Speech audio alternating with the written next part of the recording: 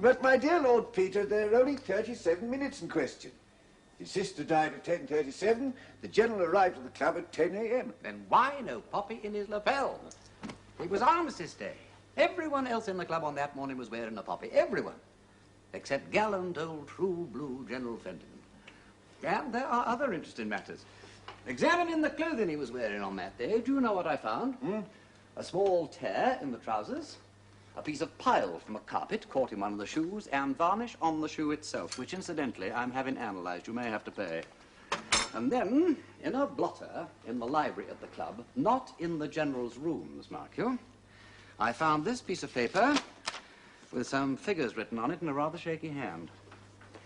Now, I have examined the figures in the General's checkbook. Yes, it's his writing. Exactly. Now, we know he went from his sister's sickbed to Dr. Pemberthy. Dr. Pemberthy examined him, found him overexcited, and told him to go home to bed, but he didn't go home to bed. I've advertised to see if we can find a taxi driver who took him to wherever he did go, because from the moment he left Pemberthy until 9 p.m. when the mysterious Mr. Oliver telephoned, we've no idea where he was. Well, he might have gone straight to Oliver, I suppose. But he might. But in that case, why not tell his man that he wouldn't be back to dinner? As for the poppy, if Oliver had driven him straight to the club, then he wouldn't have been able to buy one. Oh, I absolutely agree. Very obliging fellow, you know, is our Mr. Oliver. He meets old Fenton accidentally. It's not clear how. Then he takes him back, so it would appear, to spend the night at Harrow, Croydon, Wimbledon, Hampton Wick.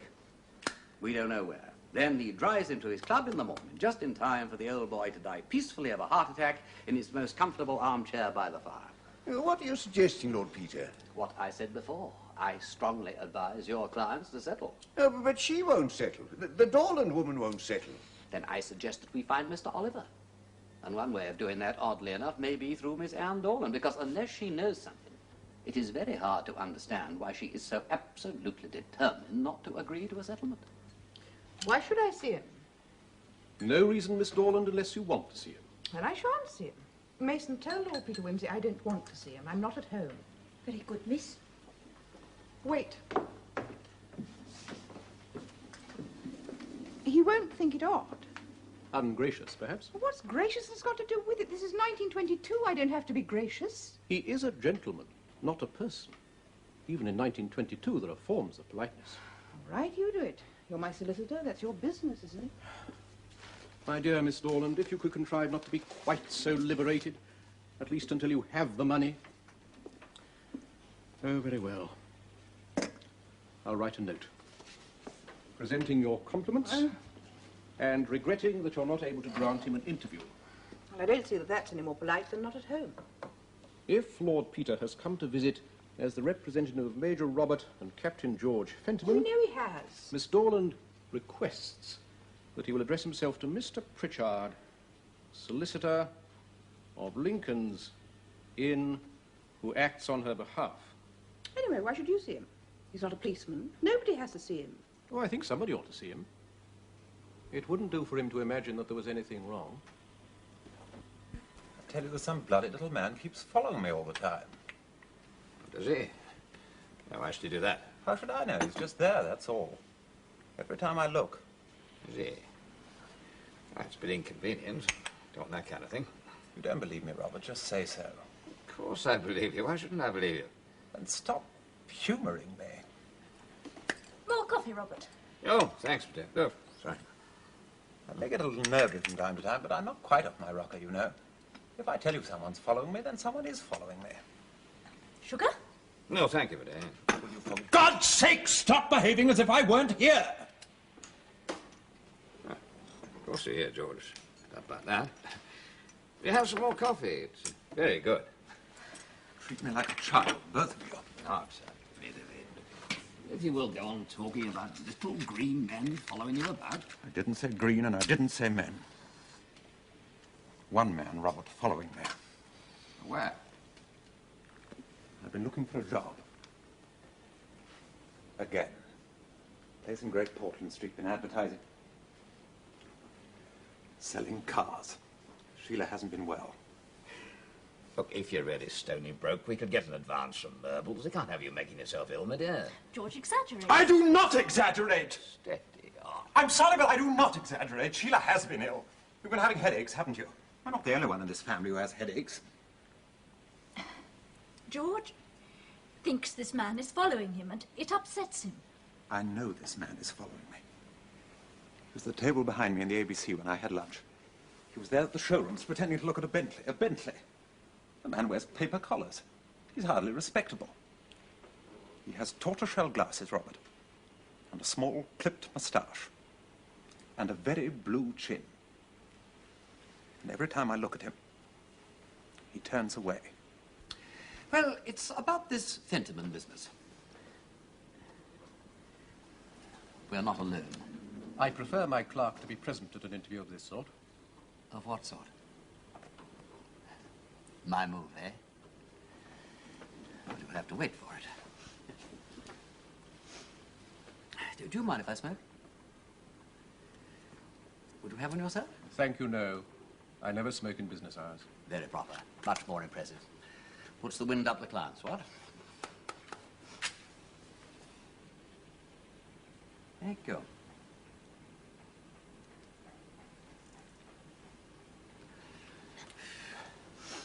So, your client won't see us. Can you think of any reason why she should? Establish the truth, perhaps. Next to the good and the beautiful, the truth is always said to be a proper object of service. You've been making a few inquiries of your own, I believe. Useful to pool our information, wouldn't you say? No. I shouldn't say that. Well, I just thought I'd let you know it's liable to be a close-ish thing. Very difficult to say to a minute or say, don't you know, exactly when the old man died. Could turn out one way, could turn out the other. Could turn out to be absolutely baffling and all that. You get me? Indeed. Oh, yes, absolutely. So don't you think it'd be rather a good idea if the parties concerned could be persuaded to come to terms, split the doings, share the proceeds? £500,000 is a goodish sum of money after all. Quite enough for 3 people to share and all live on in a quiet way. And it would save so much trouble in, well, lawyers' fees and things. You don't agree? Well, now, I wonder why. Perhaps because I've been expecting such a suggestion. Well, exactly, it's common sense. Mr. Murples has already suggested something of the sort, I believe. Yes, he has. And the reiteration of his proposal by you, Lord Peter, leads me to believe that we are right to refuse it. You will excuse me, I hope, if I inform you that you're doing so after having been employed to investigate the facts in the interests of the other party might be thought to have a highly undesirable construction. What an acid man you are, Mr. Pritchard. No reverence, no faith. Do lawyers ever go to heaven? But you will excuse me, I hope, if I inform you that I am not employed by anyone. I have been asked to ascertain the facts. I do it for friendship. As it happens, the facts are rather difficult to ascertain. But friendship knows no bounds. However, I have learnt one important thing from you today. I'm obliged to you for your service. Good day to you. Good day to you, Lord Peter. Oh, by the way, have you heard anything of Mr. Oliver recently? I don't think I quite understand you. There are times, Mr. Pritchard, when I hardly understand myself. Toodaloo.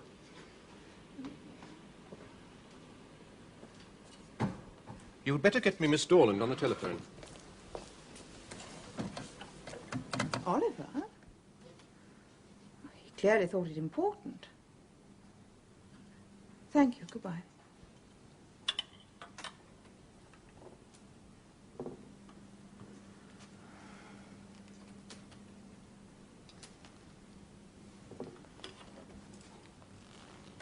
Langham 0929, please.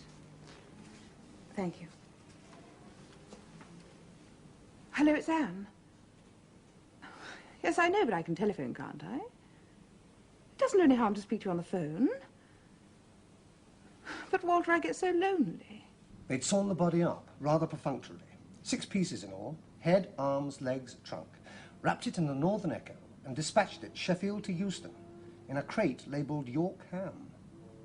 Well, he was an actor. Unkind joke. And a very silly one. Yes. It all points to someone in the same profession. Yeah, now, wait a moment. You said that they'd sawn him up. Well, I'm fairly sure it was they. Thank you. In fact, I'm fairly sure which they it was. But proving it may be a bit more difficult. It's been running me off my feet recently, I don't mind telling you. Then I'm in your debt, old Parker Bird. For what? Pestering you to trace a telephone call when you're so busy. Oh. Well, Scotland Yard does have its uses. Let's see. It was 9:13, in fact, not 9 p.m., from Charing Cross Station. Damn. One of those public boxes. Unfortunately, public boxes are disastrously private. If he'd telephoned from an hotel or a public house, we might have found someone who'd recognize him. Still, it's something. I'm uncommonly grateful to you, Charles. You're disappointed? Oh, not unduly. A little miffed. It would have made matters too easy if our Mr. Oliver had been telephoning from a villa in Surbiton. Is this anything in my line of country? Well, I'm not sure. Yet. Explain. Well, it's not criminal. Not yet. I have been asked to find out when a man died of natural causes. But it's beginning to look more interesting every day.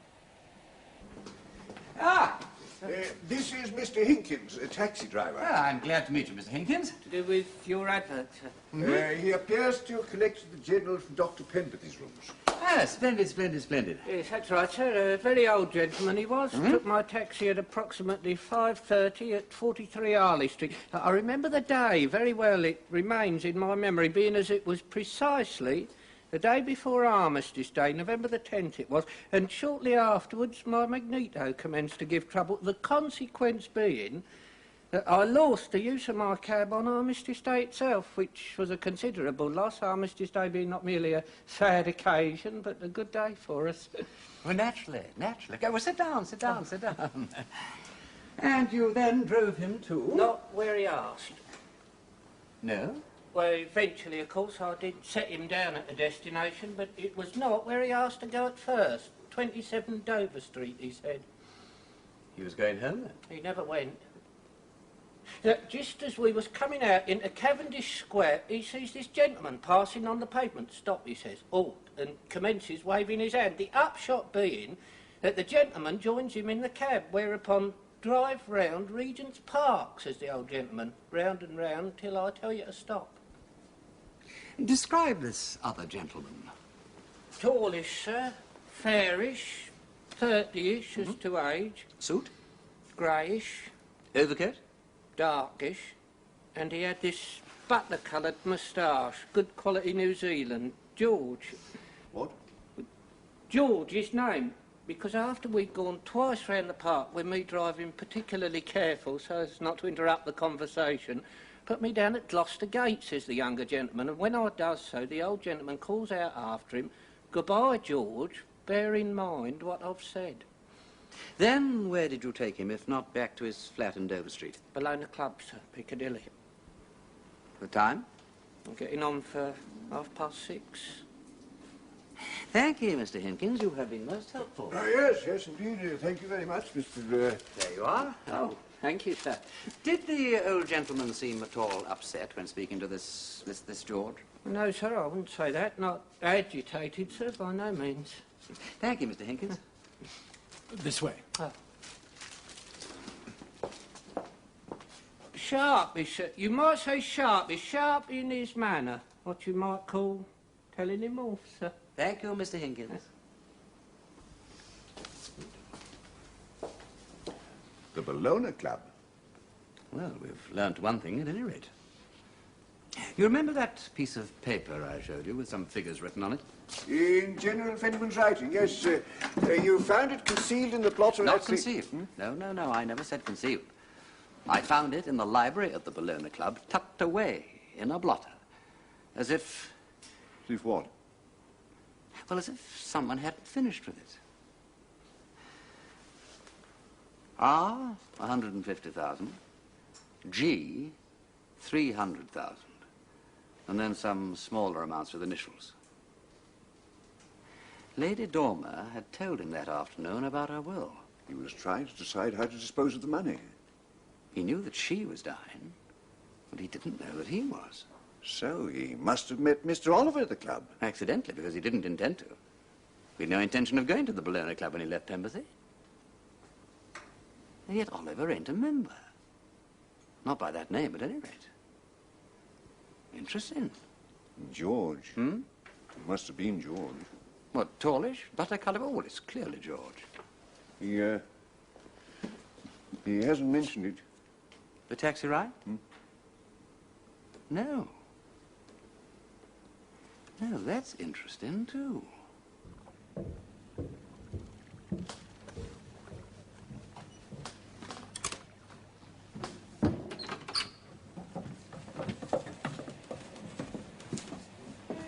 Anne! Hello, Marjorie.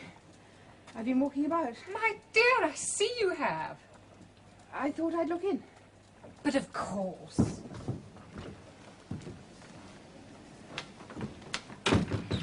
What a lovely surprise. I was saying the other day to one of the crowd, I was saying... I shouldn't think they remembered who I was. I was saying we hadn't seen you lately. You haven't been to any of the, places. You weren't at Naomi's party. She's taken up glands, you know. I've been staying in. Working? How lovely. I'll make some tea. Unless you'd rather I have a didn't drink. come to be fed. I just wanted to talk to someone. Oh. I've not been working. Oh? I've been reading detective stories. Oh. I don't know why I came. For company. I get tired of being alone. It's not as if we were friends. I was nearby, you see. I saw the boat. Dear Anne, do sit down now you have come. You really don't need a reason for dropping in, you know that. Marjorie Phelps, amateur potter, that's me. I loathe working and I love interruptions. Yes.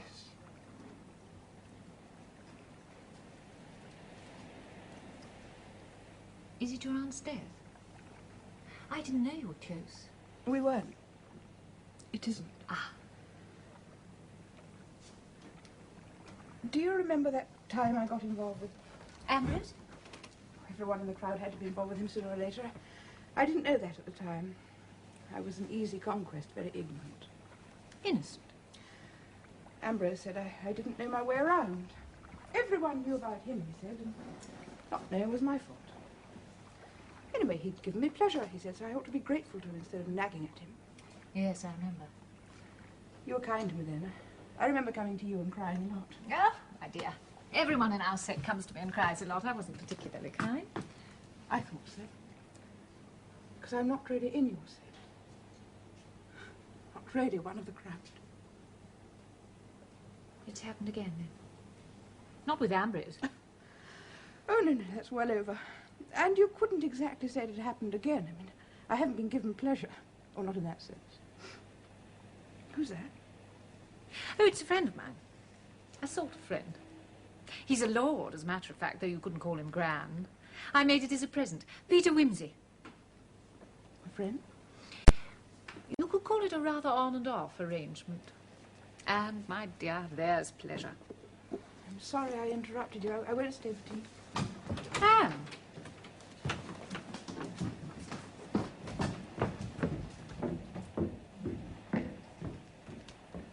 Oh, dear. Mr. Oliver, my lord. No, my lord. You seem very certain. Oh, I am, my lord. I have consulted our reservation list over the last 6 months and questioned the staff. You amaze me. Oh, my lord. What's all this about? Hmm? Oh, mysterious Mr. Oliver, who's been said to lunch here.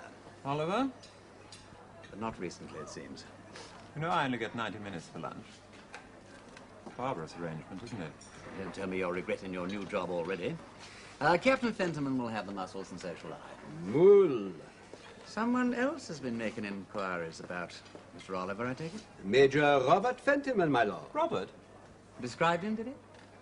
An old gentleman, my lord, with grey hair and spectacles. Well, exact as far as it goes, but not particularly helpful. If he'd been lunching here under an assumed name, you would have had a bit of difficulty tracking him down, what? And to follow les moules, my lord. Oh, something simple. Share a Chateaubriand, George. Yes, delighted. Rare? Thank you. With a green salad. And a bottle of Chablis, Veillon 21 with the mussels, Chateau Margaux with the steak. Excellent. Merci, my lord. Monsieur. By Jove, Peter, you do a fellow well. When I want some information, yes. What information? What did your grandfather have to say to you in the taxi on the afternoon of November the 10th, driving around Regent's Park? Out to lunch, sir. Well, his lordship usually does lunch at about this hour. No, sir. There's a small matter engaging my attention in the dark room, but there's nothing to spoil. I will get a pencil, sir, and write this down carefully, as you suggest.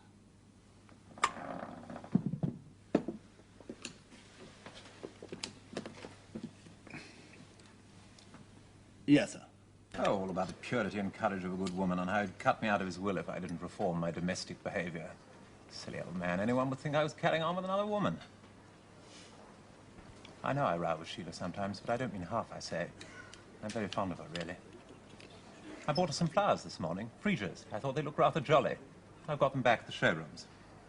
And cut you out of his will? Did he say that in the taxi? Shouldn't he? He meant it. But he knew about the money Lady Dormer was leaving him. Well, if he did, he didn't say so. Never mentioned it? No, not a word. Don't imagine he knew about it. Oh, he knew. Yes, I'm pretty sure he knew. Did he? That probably explains it then. I thought he was just being pompous. No, if he knew he had $500,000 to leave, no wonder he kept on rubbing it in. About how I didn't appreciate a good woman's love, how I ought to cherish her. What good would cherishing be to a woman like Sheila? She'd think I was sickening for something. I'm surprised he didn't mention it. I'm not. I should think he was turning over in his mind whether he wouldn't do better to leave my share to Sheila. Just as well he popped off when he did. And have cut me off with a shilling. You've got soup on your moustache. Major Robert Fentiman, my lord, in a state of high excitement. Yes? It appears that he'd seen Mr. Oliver at Charing Cross. Charing Cross? The station. Well, there seems to be a haunt of Mr. Oliver's. Major Fentiman was in the process of returning home to Richmond via Waterloo Junction when he observed Mr. Oliver at the barrier. He tore after him, my lord, but some people got in the way, and Mr. Oliver bolted. Bolted? Bolted onto a train to Gravesend. Well, that hardly seems the action of an innocent man. And Major Fentiman was left on the platform cursing. The mind boggles. However, he abandoned his journey to Richmond and took the next train in the same direction, hoping to spot Mr. Oliver on some platform. In this, he failed. Gravesend? I mean, he could be anywhere. New Cross, Blackheath. Even Peckham, my lord. I think the best thing that we can do, Bunter, is to put Major Fentiman to work. There's very little to do in the regular army these days. He ought to be able to find time. We shall send him to Charing Cross, Bunter, and there he shall watch out for Mr. Oliver. And we must have someone else there to help him to follow Mr. Oliver when Major Fentiman points him out. What do you think about that? Not, Oh, no, not you, old lad. You're far too valuable where you are. Some professional Johnny, a private detective. It'll make a change from divorce. Hire me somebody. Very good, my lord. I don't often prophesy, Bunter, but I intend to do so now. Indeed, my lord. My crystal ball, Bunter. I see Mr. Oliver. I see him taking a journey in which he will cross water. I see trouble, Bunter. I see the ace of spades upside down. Oh, thank you. That's all right. Ah. I must say I feel like a fool. I don't know, sir. You get used to it. What? I don't think we shall find him, I'm sure we shan't. You never know your luck. Yeah, I shall tell Wimsey so as well. It's a waste of time and money. You're not complaining, of course. You're getting paid for it. That's right, sir. At least we could wait at the times he's most likely to be here.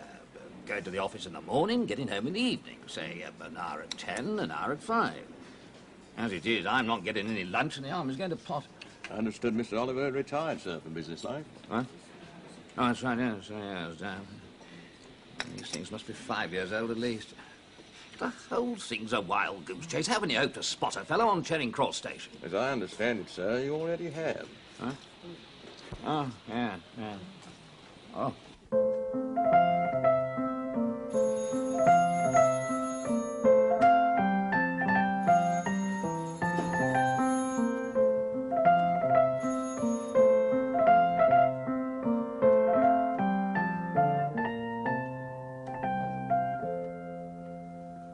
From Charing Cross, my lord, the detective. Oh, thank you, Bunter. Hello? Am I speaking to his lordship in person? Very good, my lord. One likes to be certain. I have to report, my lord, that Major Fentiman is in full cry. Your metaphor, I take it, is drawn from the hounds. Whither? Whither, my lord? Yeah, whither, oh lad? Whither away? Oh, Southampton, my lord. I'll make my report in due form, my lord, if I may. Being obliged, by the purposes of nature, to leave Major Fentiman alone for 12 minutes, 30 seconds precisely, in the waiting room at Charing Cross Station. Left alone for the purposes of nature. As instructed, my lord, his purposes of nature have been more frequent than is natural. Excellent, Bunter. I'm so sorry. Do go on. Oh, thank you, my grace. Lord. I was then handed a note by the ticket collector. Major Fentiman informed me that he'd observed Mr. Oliver entering a taxi and he was following in another taxi. At the end of 20 minutes, I received a further message by telephone from Waterloo to the effect that Mr. Oliver had boarded the Southampton train. And Major Fentiman? Was following, my lord. And our second man? Following Major Fentiman, my lord. Stout fella. Thank you, you've done well. Keep it up. Southampton, Bunter. A journey across water, my lord. The crystal never lies, Bunter.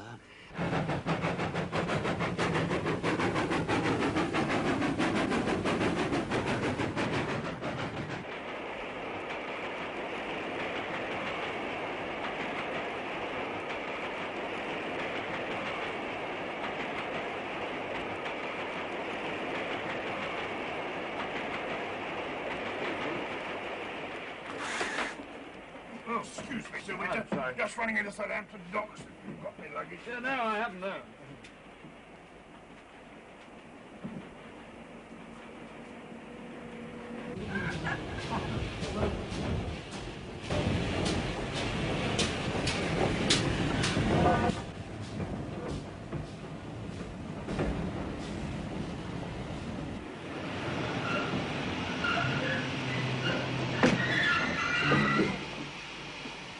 Allow me another.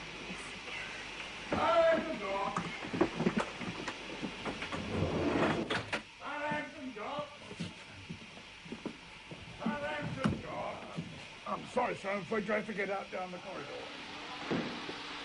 Porter.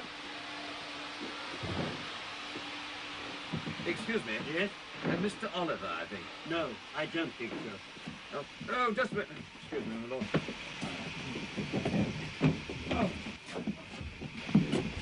Just a minute, sir. Excuse me, madam.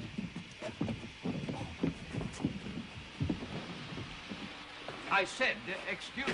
Yes, I heard you. You clearly made a mistake. Porter. My name is Fentiman.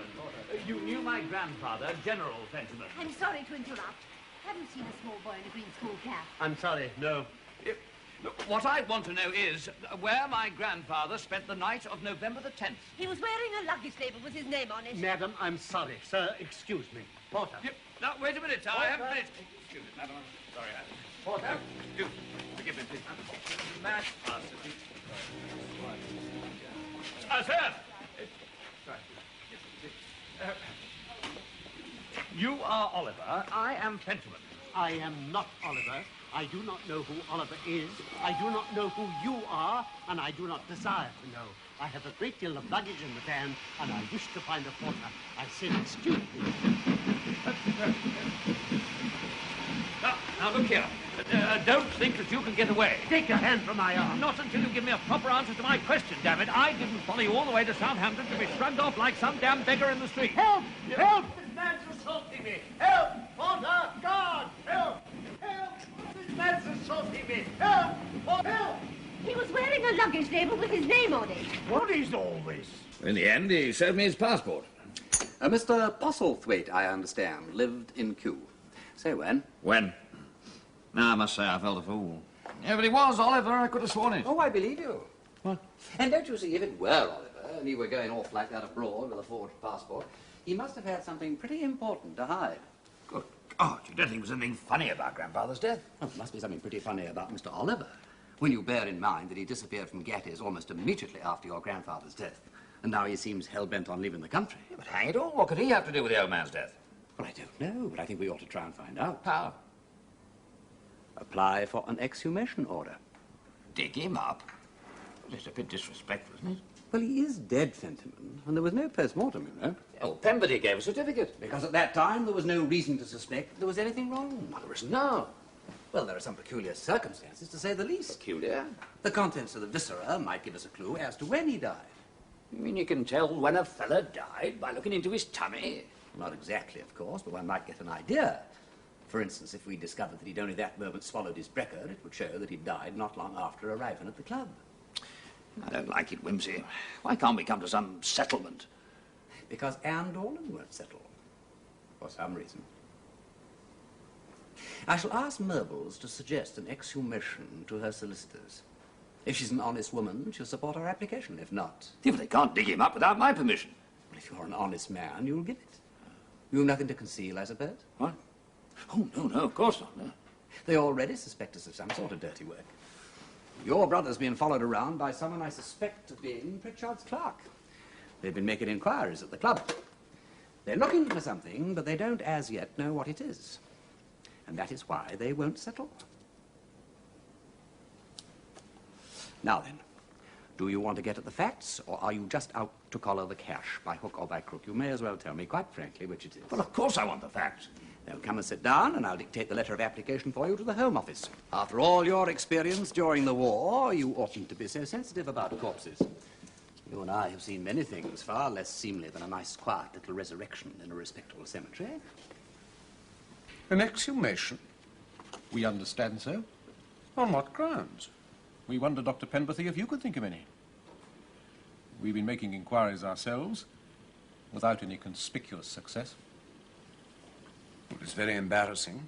I signed the death certificate. There was no reason to think that it was anything other than heart failure. His heart was very weak. Embarrassing?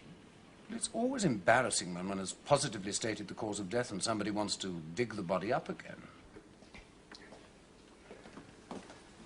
This Mr. Oliver seems a very elusive gentleman. Is he, though? Like the Cheshire Cat.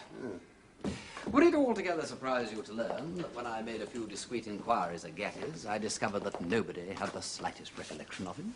Nobody? Nobody. Except Major Fentiman. You intimate that this Mr. Oliver has no real existence? That's right. But what exactly has Major Fentiman been doing? This is a very distressing business, Lord Peter. Well, I knew something odd had happened the moment that I pulled the Morning Post out of the General's hands so easily. Eh? Well, you see, if he died clutching it, rigor mortis would have made the fingers so stiff, you wouldn't have been able to take it out of his hands. And then there was the knee joint.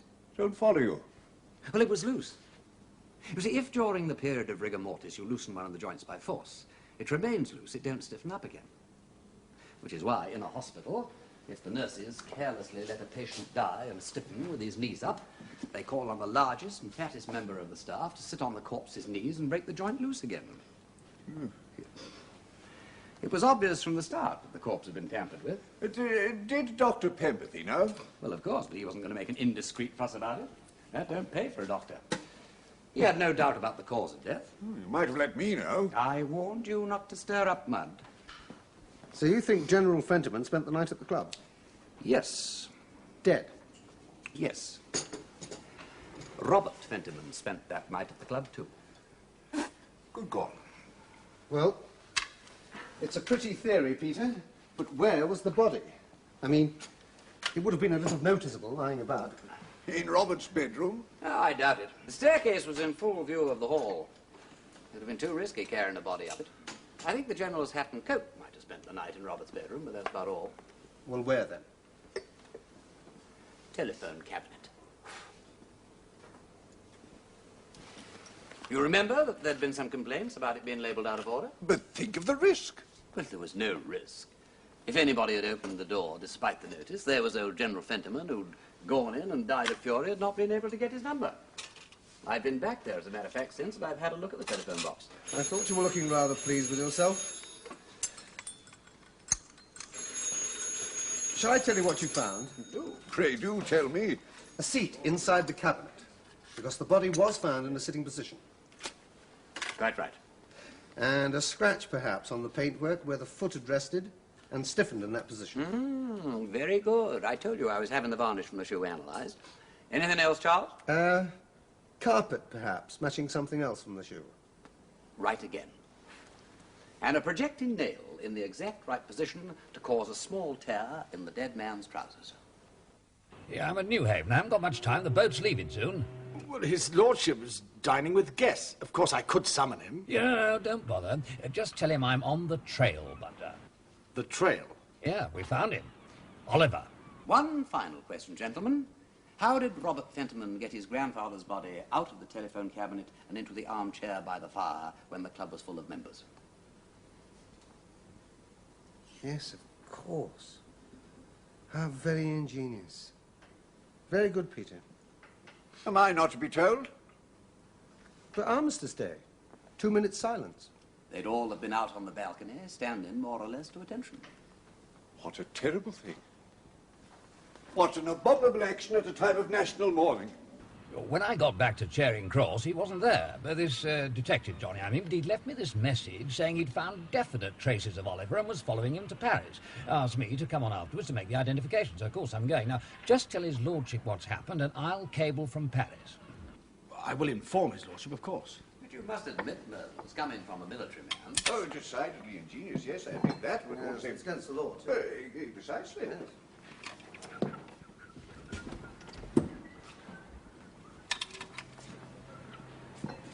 The galloping man, John. But Mr. Oliver doesn't exist. You just told us that. I've taken the liberty of phoning the detective agency, my lord, and they confirm the truth of Major Fentiman's story.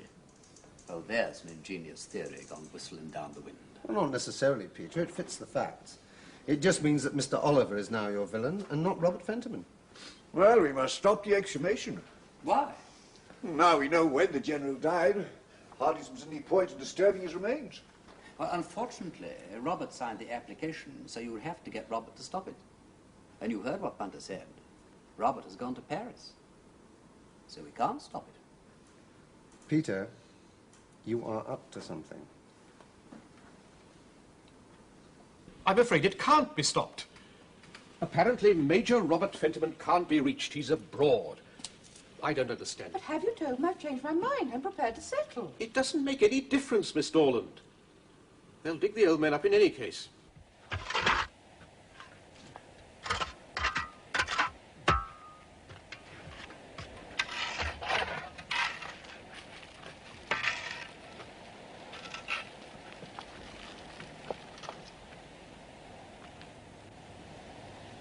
Who's he? Oh, another lamp. Home office, Johnny.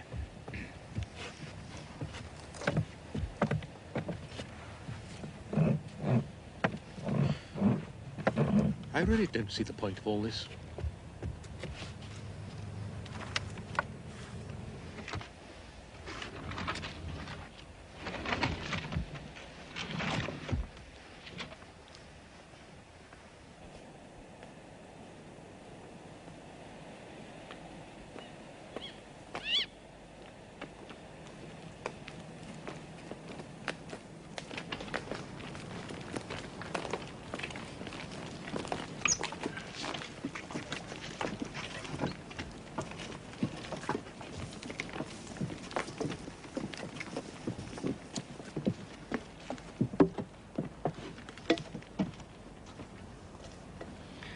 cheer up.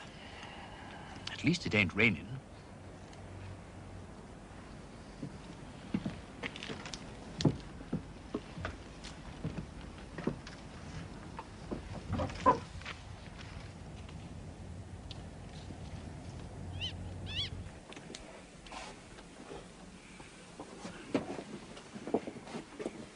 How long do you say you've been buried? 3 weeks? 4? Doesn't look it. Would you wait outside? Now, where did I put my... yes, thank you very much. Thank you. I think I'll go and have a smoke.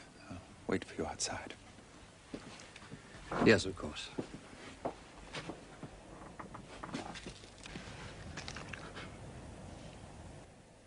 Heart trouble, I think you said.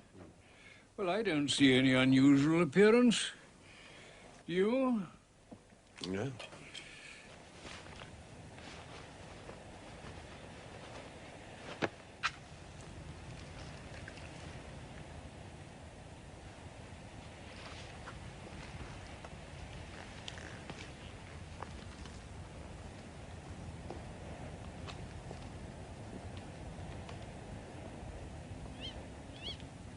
I think we'd better secure the stomach as it stands.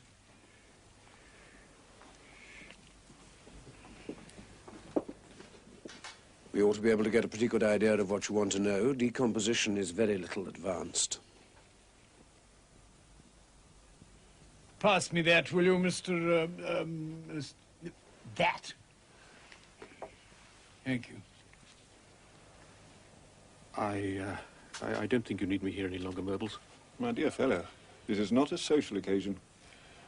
We're here as witnesses. But my clients agreed to settle. Rather too late, I fear. You sign this one. By the way, I've been wanting to ask you, did you discover any explanation of that leg business? I did have an idea about it. You think the body was interfered with? Yes. And so do you. Penworthy? Oh, whatever your name is. Excuse me. Better have a look at the brain, wherever about it, Doctor. Then we shall need your help. Right, over. Right.